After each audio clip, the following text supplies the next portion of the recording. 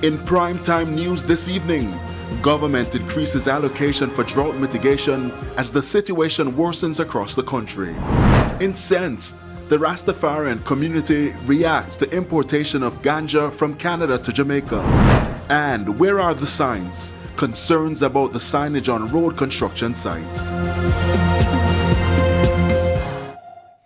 Good evening and welcome to Primetime News. We're on air and online at onespotmedia.com. I'm Giovanni Dennis. And I'm Janella Precious. Coming up in the financial week later, remittance inflows decline in 2022. And Spencer is also here with a preview of what's to come in sports. Thank you very much, Giovanni. Well, there's a dramatic turnaround re the Central Athletics Championships. The overall placings for the top two on the girls' side have been reversed. We'll tell you more about that in Primetime Sports later.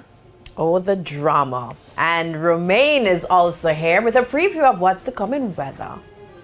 Thanks so much, Janelle. Now, we have sunny conditions expected for this weekend and into next week, but we also have much stronger winds across southern sections of the island and offshore areas. We're expected to see as much as 30 knots in offshore areas.